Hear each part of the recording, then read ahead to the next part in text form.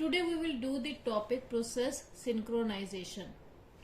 On the basis of synchronization, processes are categorized on as one of the following two types: independent process and cooperative process. Independent process.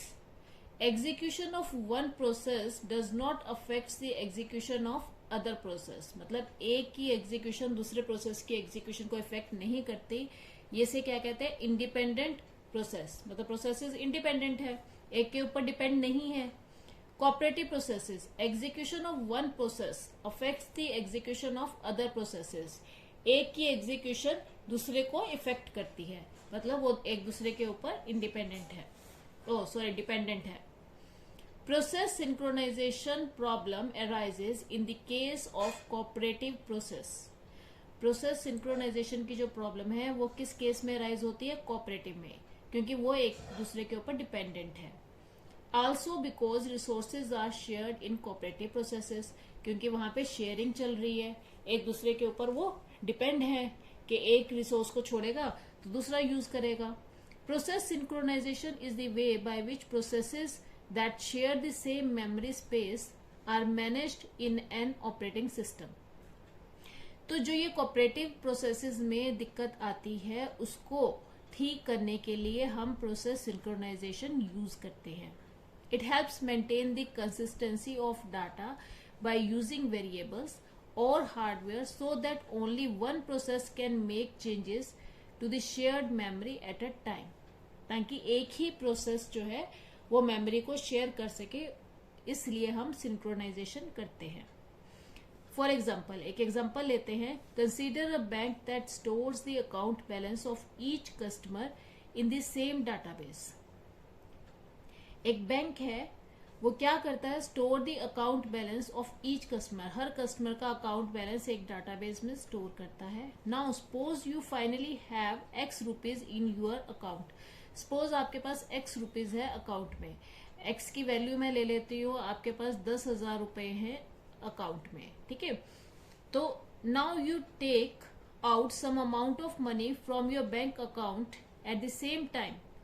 आपने suppose करो some amount उसमें से निकाल लिया. आपने suppose करो 5,000 उसमें से निकाल लिए, ठीक है. आप निकाल रहे हो, एटीएम पे गए हुए हो और वहां पे आप प्रोसेसिंग कर रहे हो, जिसको कि 5-6 मिनट लग जाते हैं. धीरे धीरे करके वो प्रोसेसिंग कर रहा है और 5,000 आप निकाल रहे हो.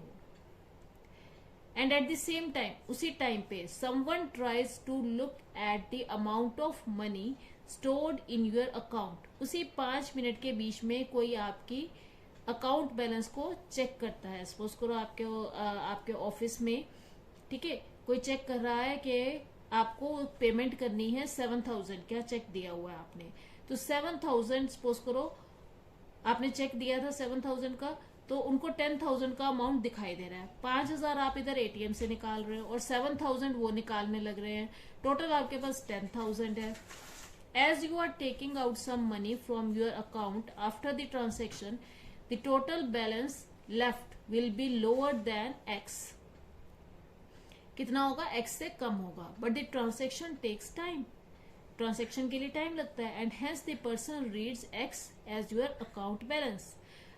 आपकी ट्रांजेक्शन में टाइम लग रहा है 5,000 रुपए निकलने में, ठीक है, और वहां पे 7,000, उसको 10,000 ही दिखाई दे रहा है, क्योंकि उसको ये दिखाई नहीं दे रहा, अभी इधर टाइम लग रहा है, तो वो 7,000 का चेक भी लगा रहा है. And hence the person reads x means 10,000, वो यहाँ पे उसको रीड कर रहा है.